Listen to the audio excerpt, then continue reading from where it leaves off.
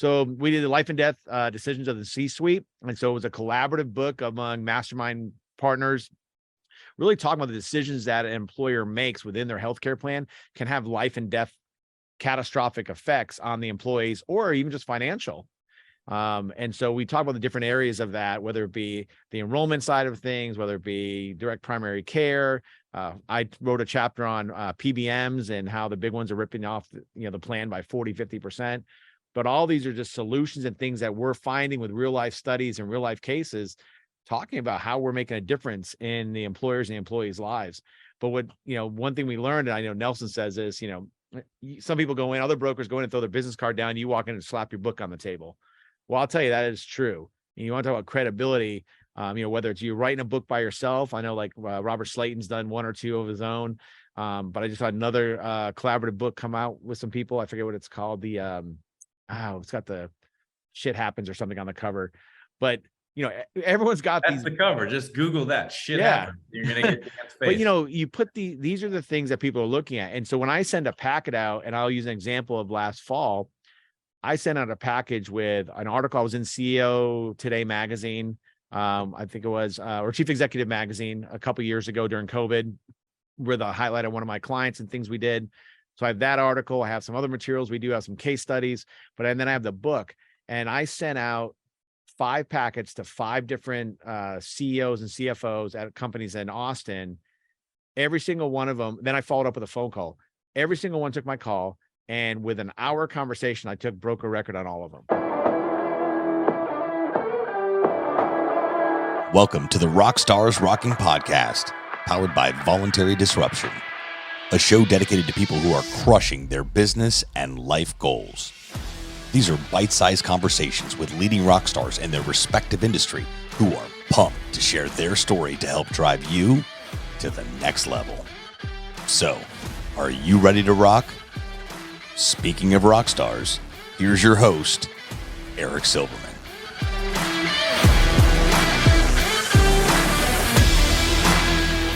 Hey, rock stars, welcome back to another episode of Rockstars Rocking, where you know it, I say it each and every week. We only have the finest, the most exceptional rock stars rocking it out in their business and their personal life. And this week is no exception, other than our guest being excuse me, a Red Sox fan. I know, boo is. You can message him. He's used to it. Everybody welcome Dan LaBroad, my good friend from the Massachusetts area, Boston area, now hailing from the Dallas-Fort Worth area, Plano, I believe. He is the CEO of Ovation Health and Life Services. He is also the managing partner and founder of Vaccine Administrators. And he's got an incredible, awesome rock star caliber level podcast called the Ovation Podcast. And if that, my friends, is not enough, right? He is on the cover of the 2023 BenefitsPRO magazine April edition as the top 5 benefit broker of the year finalist. So I'm just super pumped to have my good friend Dan LaBroad on the show today. Dan, what's up, buddy? What's up, man? Thanks for having me, Eric. This is awesome. Oh, man, I'm so pumped to have you. Timing couldn't be better. Your Red Sox are in Baltimore today. They were there yesterday. They're there today, and they will be there tomorrow. And hey, man, my Birds are having a good year. I don't know much about your Red Sox, but there is a lot of games left. Yeah, we're batting 500, but we're going to go up a little bit today when we beat your Orioles, so we'll be all right. All right, well, we will see. From the date we are recording this, the Red Sox are in town. Dan, dude, I am super pumped for you, man. With all seriousness, we joke and have fun as friends all the time, but it is an honor for you to be, in my opinion, on the top 5 list. I mean, dude, there are thousands, tens of thousands, if not more, brokers, advisors, consultants, producers that apply for this each and every year and could be on that list. And you are in some big time company there. How did that even come about, man? Like, I've never had that call. Did Paul just email you or call you and say, hey, man, you're the best. You're going to be on the cover? Like, how does that even happen? Well, it's really funny, actually, because Andrew McNerlin, he called me and said, hey, good dude, you need to give me some, either one of my closest friends. And he said, hey, you got to give me some information. I'm going to nominate you. And I'm like, you nominated me a couple years ago. I've been nominated before. I go, it doesn't go anywhere. Don't waste your time, whatever. No, I got to do this. And then, so I gave him some information. He did it. And then I think Nelson told me that somebody else had done it too. But anyways, I'm sitting in, throw it out there. And then I get the call. Hey, Dan Scott, of course, said, hey, we're going to do an interview. Want to get some information on you. I'm like, okay. I was like, what is this for? Is this for, and he said, well, broker of the year finalist. I was like, well, did I make it? He goes, well, yeah. Didn't you get an email from Paul? And I'm like, no. I had deleted it without even reading it. So I didn't even know until Dan got hold of me to do the article. Did you tell Paul that story? I don't know if I did or not, but yeah, I did, because then he resent me the email. That's awesome. So I've been a nominee and I didn't even know it, or a finalist. That's funny. That's so cool. Well, look, man, the fact is, you're here now, and we'll be together in a few weeks in Atlanta, and hopefully you're taking home the World Series of trophies when it comes to the benefits world. So let's dig in, man. So talk to me. When I met you, I don't know, a handful of years ago or more at this point, I and a bunch of colleagues and buddies, the one that comes to mind is our good friend Jim Blachik. We are all like, Dan, come on, man, what are you doing? Join the mastermind, join the group with Nelson, Next Gen, break the status quo, etc. And you weren't committed yet, but I believe it has significantly helped your business since you joined. Can you just talk about, and it's not about the mastermind as much as I think the synergy and ideas and ability and camaraderie with colleagues to share best practices. Talk to us about what got you over to the next level to even be on the lookout for BenefitsPRO Broker of the Year.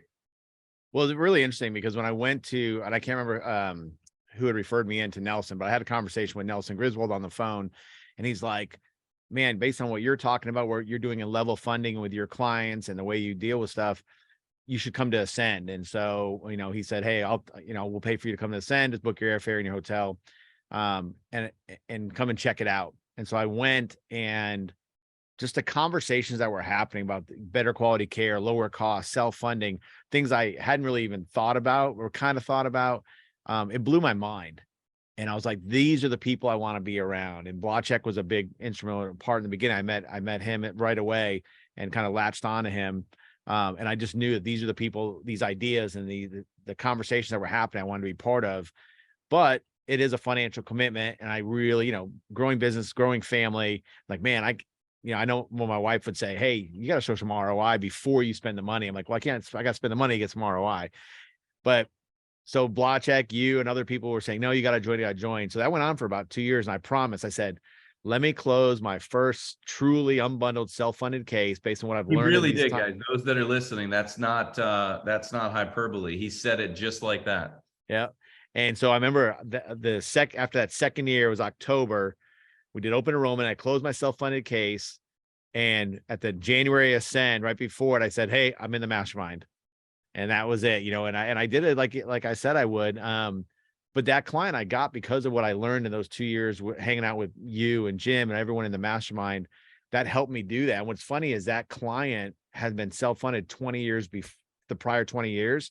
Really? And she told me the other day, she said, we've been with you for the last 7 or last 5. She goes, they take the money, they get their budget and they say, hey, it's $3 million. They put it into a bank account. They put $3 million into a bank account. And that's how they judge where they are. And because every year we're over budget. Every year we go, 3.6, 3.9, 3.2. She goes, since we've started working with you and the cost control things you put in place, we always have leftover. She said, and so right now it's about $1.25 million. I mean, it's a lot of money for a municipality to have, but she said that's never happened until we started working with you and Ovation. So it just shows everything that I learned worked. And now, of course, you mentioned growth. I mean, we've grown every year, put on new clients every year just because of what I've learned and what I learn and the connections I make within that mastermind and Ascend. And it is, I mean, not trying to promote the mastermind, but it has been a game changer with the relationships and people I've met like you.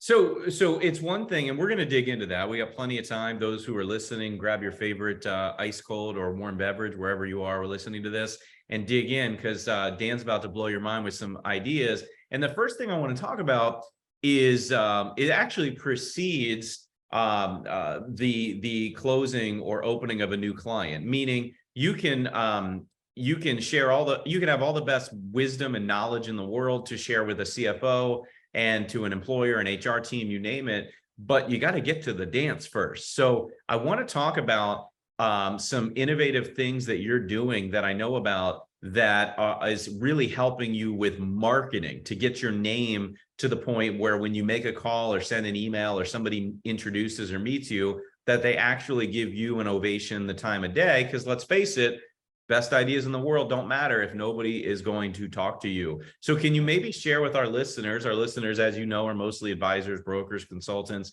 folks in our industry, what are some things that they might be able to tangibly apply to their business when it comes to trying to get their name in their local market? Well, I think the first thing is if you've got ideas and you're doing things, get it out in the social media. I mean, when I talk to people, they don't look at our website. They might look at it briefly, but they check you out on LinkedIn. They're looking for credibility. Are you putting knowledge out there? Are you showing case studies? Do you have other people talking about you? So I know a lot of colleagues and other people, they don't spend a lot of time on the social media. I don't have a lot of time for that, or I'm not real comfortable doing it. Sure. You need to learn to. I wasn't comfortable doing a podcast. I wasn't comfortable talking on camera. I'm not a big fan of walking around with a selfie stick and doing it, even though a lot of people do. I'm trying to get better at that one. But you have to get your name out there. You have to get that credibility built through that. And that's really what I think helps. I mean, I know for a fact, people, the first thing they say to me is, man, yeah, I looked you up on LinkedIn. You're everywhere, and that's what really helps. Now, you talk about some other things. Yeah, we did the book last year. Nothing better than talk about that. Tell everybody what that is. We haven't talked about. So we did the life and death decisions of the C-suite. And so it was a collaborative book among mastermind partners, really talking about the decisions that an employer makes within their healthcare plan can have life and death catastrophic effects on the employees, or even just financial. And so we talk about the different areas of that, whether it be the enrollment side of things, whether it be direct primary care. I wrote a chapter on PBMs and how the big ones are ripping off the plan by 40-50%. But all these are just solutions and things that we're finding with real life studies and real life cases, talking about how we're making a difference in the employers and the employees' lives. But one thing we learned, and I know Nelson says this, some people go in, other brokers go in and throw their business card down, you walk in and slap your book on the table. Well, I'll tell you, that is true. And you want to talk about credibility, whether it's you writing a book by yourself. I know like Robert Slayton's done one or two of his own, but I just had another collaborative book come out with some people. I forget what it's called. It's got the shit happens or something on the cover, but everyone's got That's the cover. Just Google that shit. Yeah. Happens. You're going to get the face. But you put these are the things that people are looking at. And so when I send a packet out, and I'll use an example of last fall, I sent out a package with an article. I was in CEO Today magazine. I think it was, or Chief Executive magazine a couple years ago during COVID, where the highlight of one of my clients and things we did. So I have that article. I have some other materials. We do have some case studies, and then I have the book, and I sent out 5 packets to 5 different CEOs and CFOs at companies in Austin. Every single one of them. Then I followed up with a phone call. Every single one took my call. And with an hour conversation, I took broker record on all of them. And I've never seen that before. And that was literally the power. They're like, wow, we've never seen anyone with this credibility coming in and saying they can make a difference in our plan. And all of them were self-funded already. So they said, backing it up. It's, everybody talks the talk, but you actually are proving it. Yeah. And having those results and being able to say, let me give you an example of something. I know, hey, look at this scenario you're in. We have someone else that did the exact same thing. And really, somebody brought this up one time before, and they said, what's the difference between well, that's a 200 life case. We're a 2000 life group. You know what? At 2000 employees, your employees have the same musculoskeletal problems, the same ortho problems, the same diabetes, the same cancer as a 200 life group. You just have more of it. 10 times more. Yeah, 10 times more. So that would mean if we can do the same things, you'll have 10 times more savings probably. Yep. It's just being able to present that. And you look, guys, the book, I'm a big believer in all that you're doing. I came from the same school of thought. The book became an Amazon bestseller. The feature in Chief Executive magazine, your podcast, the notoriety now of being on the top 5 BenefitsPRO Broker of the Year finalists on the cover of the magazine. Still can't believe they put you on the cover of a magazine. Yeah, like right. that. But with all seriousness, and you didn't even have that magazine cover before. So now when you add that to the collection, you add in BenefitsPRO, you add in Chief Executive, you add in the book, you add in the new book, Shit Happens. That's not the name. We're just I messing know. around. There is a book. When we add all that together, right, you put that in a nice little package, you put a bow on it, you send it to a prospect. From a marketing perspective, it blows their mind, because it's not only creative, but it grabs attention. And who doesn't want to work with an industry leader, an industry thought leader? And it's interesting because it's not, there's no letter in the book. I don't imagine you're putting a letter that says your current broker sucks, I'm better. That's not what you're saying. You're just saying, here's me, I want to have a conversation, and here's some results, here's some case studies. And as you said, you won all 5 BORs because of it. Well, we're myself and a lot of our friends and colleagues, we're competing against the largest brokers in the country, the Locktons and the Marshes and so on, and Gallagher's and so on. And they're going in and they're saying, hey, we're bigger, we're better. Right. But they're not coming in with the packets and the things you're talking about. Hey, here's my credibility. Here's who I am. I might be smaller, but look what we're doing. Look at the results we're giving. Look who I am and what we're doing in the industry. And it makes a big difference. You've got your best-selling book right behind you, Breaking the Status Quo. I mean, you've been there. I'm just copying, greatness. I don't know about all that, but the fact is it does work. The credibility side is huge. And, I really, me by now, I'm a marketing guy. So I love asking and talking about marketing, because without the stuff that you're doing, it's going to make your life incredibly much harder to book appointments. And I think you'd agree that our colleagues around the country that are in our space, and frankly, any industry, it's beyond insurance. Everybody struggles to book appointments with a target market of avatar clients. Yep. So how do you do it? You have to go out there and be very different. And a lot of this stuff is stuff that anybody could start to replicate and duplicate. You just have to put some time and effort into it. Join a group of like-minded professionals that are not afraid to share ideas. Would be one of my quick tips of advice that I know you'd agree on. I think back to my old Aflac days when I first started, and and even in sales days before that, the goal was you make 100 calls, set 5 meetings, and you close 1.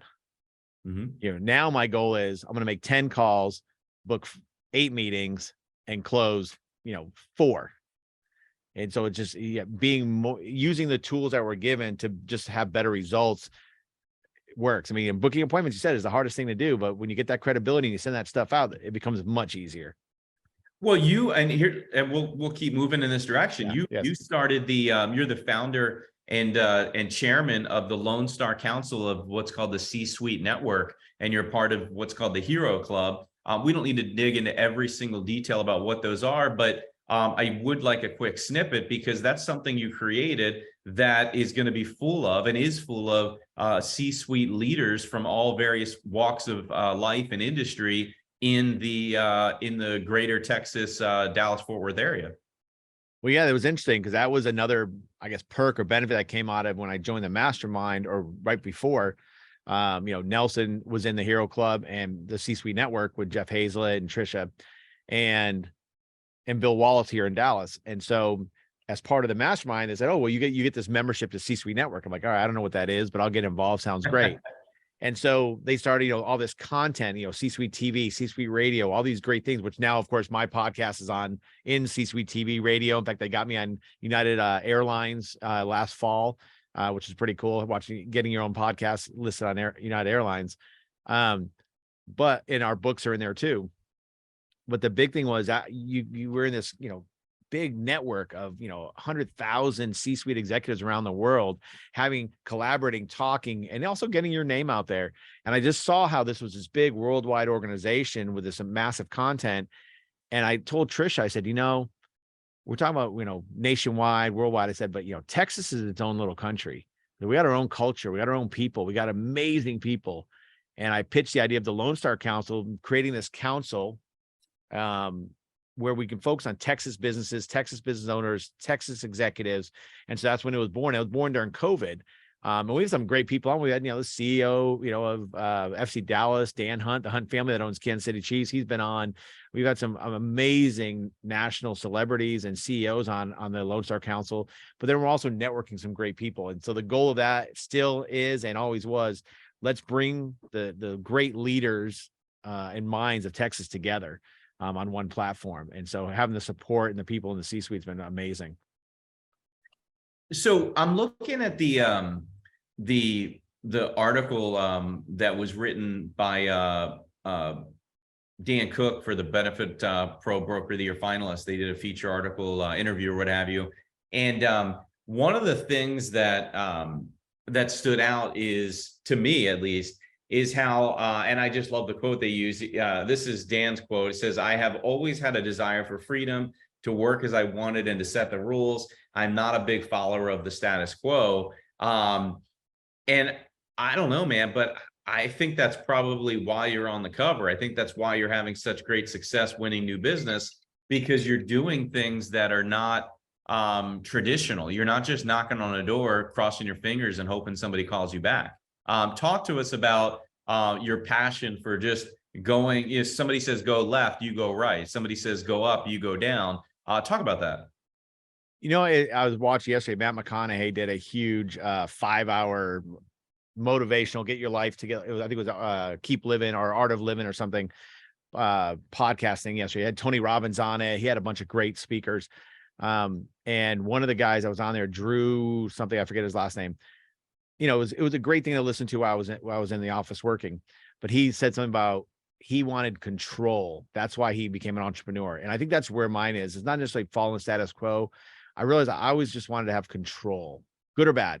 I mean, I've done a lot of things, that didn't work out well. Are you a control freak? Yeah, I think that, and I don't try to control things around me.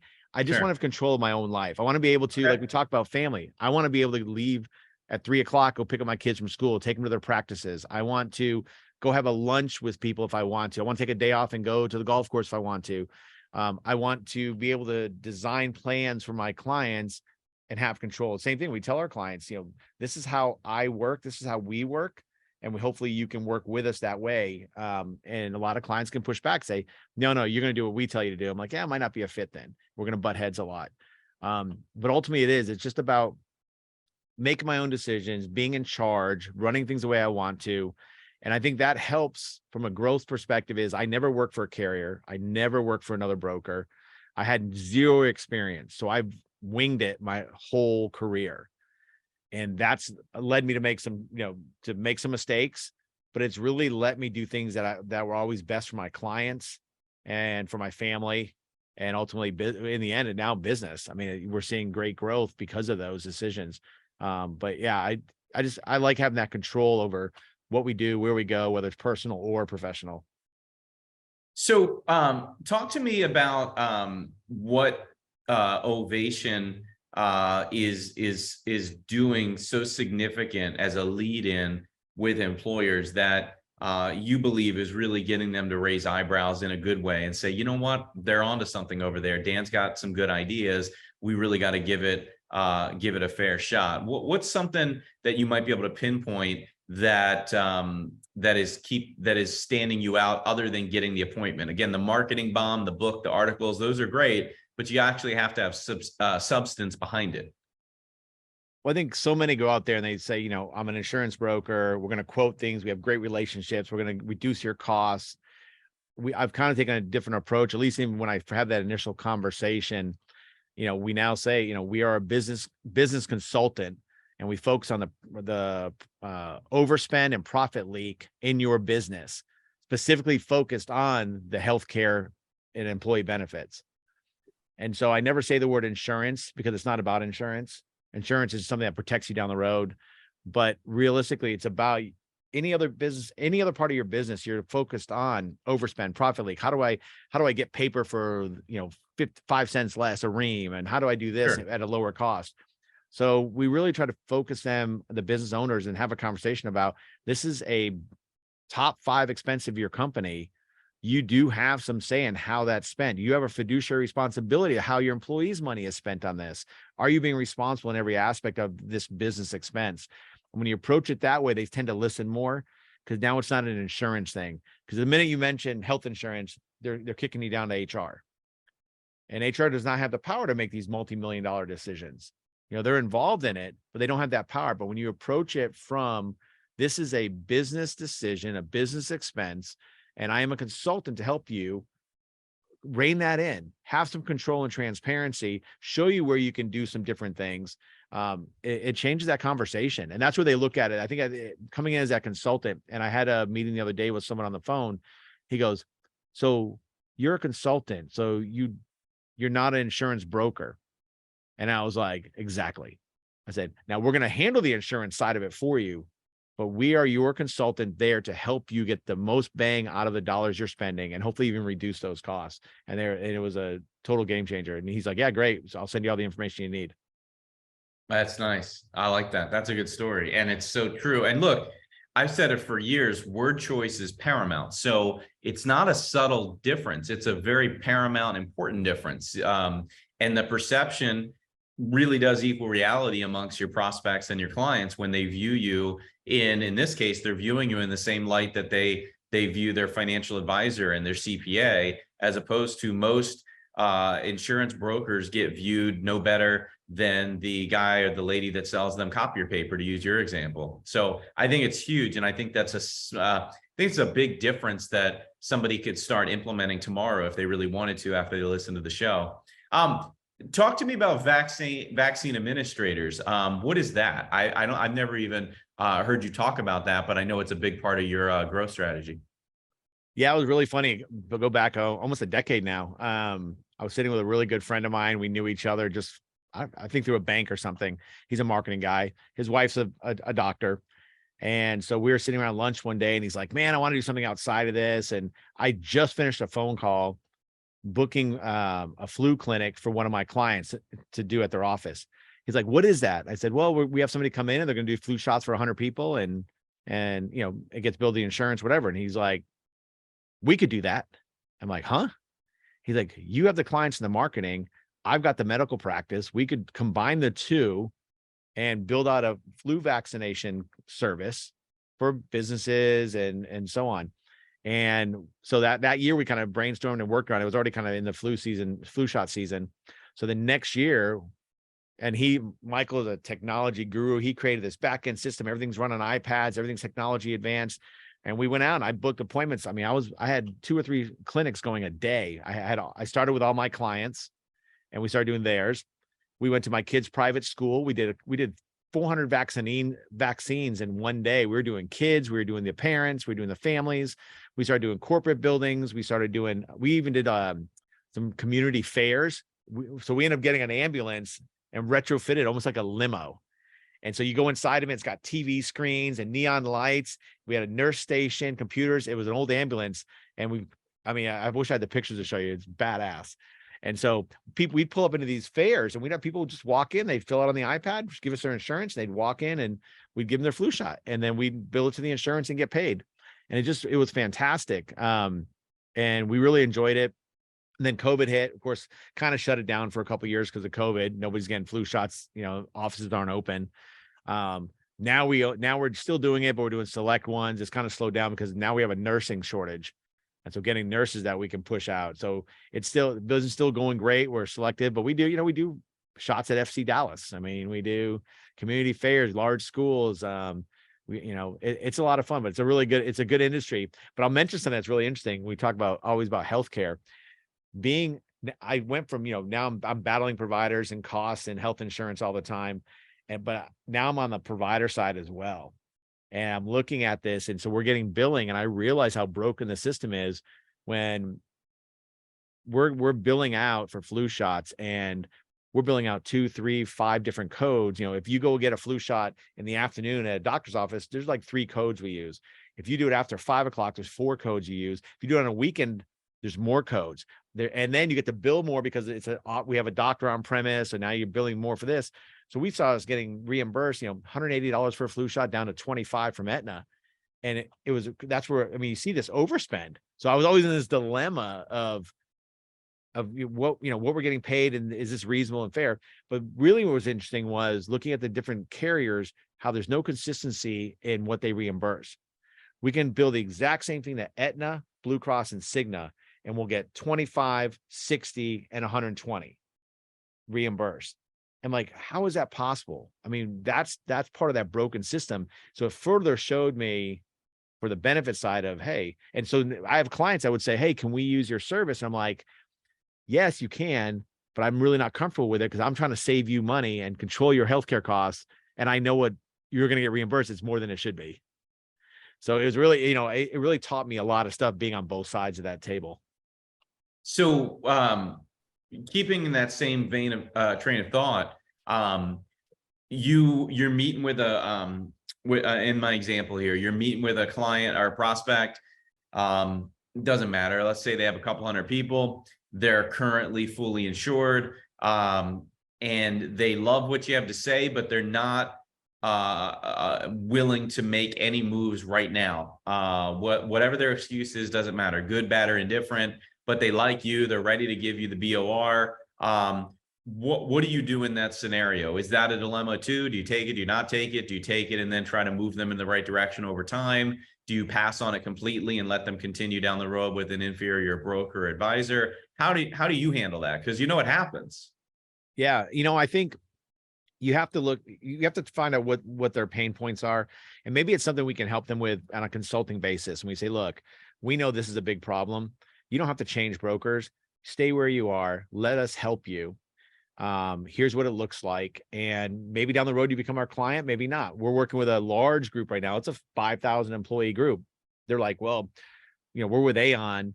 And I'm like, look, I'm not asking you to switch. In fact, to be honest with you, 5,000 lives, I really don't want you.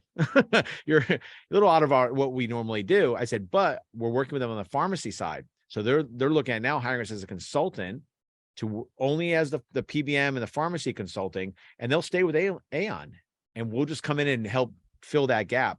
But I'll give you an example of a group 3 years ago, and it was a pharmacy consulting. I met the COO at a meeting. It was at a leadership meeting. Started talking to him, and they had a broker they've had for a long time. They weren't necessarily into moving, but he wasn't opposed to it. But he said, well, we talked about PBM stuff, and they just moved to reference-based pricing on their own. They figured it out. The broker didn't know anything about it. And I said, well, what are you doing on pharmacy? And they were still with CVS Caremark. I said, well, we can do some consulting on that. You don't have to change brokers. Let us look at this. So we came in, they paid me to be a consultant on the PBM. We made a change. And in there, we had, of course, we get paid additional if we hit certain metrics, which by the way, blew out of the water. But I said, look, you don't have to pay us that additional if you give us BOR in 6 months. If you're happy with everything we've done, after 6 months, you give us that BOR, you don't have to pay us that additional. And right at the end of that 6 months, they're like, yeah, it's been great working with you. Here you go. Please do the rest of our benefits and manage everything. But if they hadn't, we still would have got paid on the consulting side for that rest of that year. And that would have been it. And we would have parted ways happily. And if they ever have a problem down the road, they can reach out to us. But I think so many brokers or consultants come out and I'm not lifting a finger until I get broker record. And we see it. We hear that all the time. Be of service. I have a group I just took in January, and I consulted with them for free for 2 years, little things, but they would call me with a problem. I'd say, well, have you looked at this? Have you tried this? And so I gave free advice. I didn't do full consulting. I gave them free advice and things that they might want to think about. And I mean, they went from fully insured to self-funded because of me. They went to captive because of me over those years. And finally, after almost 3 years, they're like, all right, we need to move to you. And last year they wanted to move to us the year before, and it just didn't work out timing. So we said, and they asked me, well, can we do this? Can we make this happen? I said, look, you're already halfway through you're almost into open enrollment right now. Just stay with Lockton, stay with them for another year. And then let's hit this in the summer. And sure enough, July came around. Here you go, broker record. We took over and we managed it, going into January 1. But don't be rushed. Be patient. Be giving, and it'll come back to you. You mentioned it earlier on when we had just started, and I wanted to start to wrap up, but I wanted to wrap up with what you said about family. I get the question a lot. I know you do too. I had another podcast interview last week where I was meeting with somebody And they were talking about how they're running themselves ragged. And they were very open and honest, and how they're working. You know, the person hopped on the phone and they said they got up and they were in the office at 3 a.m. and they're doing 14-hour days, and they're doing that 6 days a week. And I'm not judging. That's their life. That's what they chose to do. But you and I lead a different life. And talk to us why that's important. But moreover, how are you doing it? How are you accomplishing that and growing at the same time? You know, I think you have to learn. Well, let's go back when I had young kids and the business was really trying to grow and trying to do a lot of stuff. I was that guy, you know, helping take care of the kids during the day, picking them up from daycare, and then coming home and doing stuff, then working till 2 a.m. and getting up at 6, and lack of sleep. And I mean, it really affects you. And I got to a point and then as the kids get older, now we got sports, everything ties in. So I found the kids again. I have to pick the kids up at school at 2:45 before, and having to get them to school. I don't start working until 8 o'clock. So I'm getting 6 hours in during the day. And then all the other stuff after school, you have to stay up really late at night to get the work done, and you just run yourself ragged. Like you were mentioning, working 14-hour days, 6, whatever, and no sleep. And I realized, number one, I'm terrible with no sleep. I need a good 6 maybe, but I'm a good 7-hour sleeper. Give me a good 7 hours, I'm good. So I started saying, you know what? If I'm going to get up at 6, I need to be in bed by 11. If I'm going to go to bed at 10, I can get up at 5. And so I started scheduling around that. So what I do is I go to bed when the kids go to bed, usually. You know, my wife's she's a night person. She's a night owl. She'll stay up and work and do stuff, but she knows the kids go to bed, I'm out with them, or sometimes before them. But I made sure sleep is a priority. And then in the mornings, I got to get my kids, get them off to school, et cetera. So I start working usually sometime, 8:30 or so. Once they come home, and now they get home later, so 4 o'clock and 5 o'clock, I'm pretty much dedicated to them. And so I'm running them around doing things. And I just, I'm on my phone, I get work done and answer emails and stuff. But overall, I don't do meetings after that. I learned to say no. And that was really hard, because before I was trying to balance everything, and you want to have stress, try juggling 4 balls, all at the same time. I got soccer practice and lacrosse practice, and I'm trying to do 3 meetings at the same time and Zoom calls. I just eventually I just said, I can't do that anymore. I'm going to do everything I can within the 6 or 8, 7 hours I have, and be smart about that time. And that's it. Now, sometimes there are a deadline where I look and, man, this is due. I'm going to have to stay up till 2 a.m. getting it done. Yeah. I'm not going to shake it off for that. If it's got to be done, it's got to be done. But Right. Plan your time and put family first. And it's so funny now to see when I say somebody, I can't do this because of my family. You know what the response always is? Almost every time. Yeah, I get it. Family first. People are thinking that way now. My good friend Red was on one time, and I asked him, his kids do it. He travels all the time for work. And I said, "What do you bring your family a lot?" He said, "How do you do work-life balance?" He goes, "There is no work-life balance." He goes, "It's work-life integration. My life is my work is my life. You got to fit them all together and make it work so you can be productive in both." And that's what I try to do, is how can I be productive in both without ignoring either one? And, and I see, and what happens, they both flourish. The business is growing better than it ever has. We've got more employees than we ever have. And I'm closer to my kids and do more with my kids than I ever have. So to wrap up, as we finish here, we're going to flash forward to the beginning of fourth quarter 2023. We are at the end of September, about to start the official fourth quarter dates wise. What's going to be happening in Ovation land? Are we did you hire 2, 3, 4 new people to keep up with the growth? Did you onboard a bunch of new prospects? Did you write another book? Did you we're assuming you won the award, right? Tell us what you're predicting is going to finish for 2023. Yeah. So, I mean, we're going to be looking at hiring. We hired another person end of or fourth quarter last year to help with things. Now, because we're growing more, we'll be hiring over the summer to get ready for fourth quarter as well. We just started implementing EOS to really focus on the organization and how we do meetings, how we streamline it all and be more efficient. Again, get rid of that wasted time. Fourth quarter is always tough, but I think it's gotten easier for us with the more systems you have in place, and if you get into it early, it's getting easier and easier with better planning. It's still not always easy. There's always something that goes wrong. There's always a new client that comes at the last minute. But overall, yeah, I think just planning ahead and thinking, how are we going to be prepared for September? We are. And that's, we're looking for a technology person. We're looking for another customer service. So if we can hire those 2 key people, fourth quarter will be great. What happens when your growth is so large? It's probably already happened that you get that knock on the proverbial door, and it's one of those big firms, the Lockdons, Mercers, Aons, Gallaghers, Acrisures, Assured Partners, One Digitals. I could keep going. And they say, hey, Dan, let's take a look at your books, buddy. We want to buy you and give you billions of dollars. Yeah. When that, not if, but when that happens, what do you say? That happened a couple of years ago. So, I mean, I was approached and looked at a firm bought 2 of my friends. And so they came to me and they recommended, hey, you should talk to Dan. So we went through the process, gave them the books. They went through stuff, came up with a number. Wasn't the right number for me. I've still got years left. I kind of said, I really don't want to sell until, or at least get to that point until my kids are in college. Cause what am I going to do? If I sell now, I got nothing to do. I can't travel. I got kids in school. But there is a number, there is a plan, of where I want to go. And eventually I'm sure we'll partner or sell, or maybe we'll buy somebody. I don't know. Even better. Yeah. So, there's always growth is always on the mind, the growth and the next steps. So yeah, I mean, who knows? It's happened once already. But again, I have a number I want to get to. So we'll see. Well, look at where you were a few years ago when that due diligence occurred, and just look at the growth and trajectory you had now. I mean, it's easy. You could always say that you could sell a year from now, and then 5 years later say, geez, I should have waited. So you're never prepared for marriage. You're never prepared for kids. You're never perfectly prepared for, in this case, being bought or sold. But the reality is it's got to be a good fit, and you got to have a good gut instinct that's the right thing for you. So so anyone listening out there, I'm not shooting you down. Bring it on.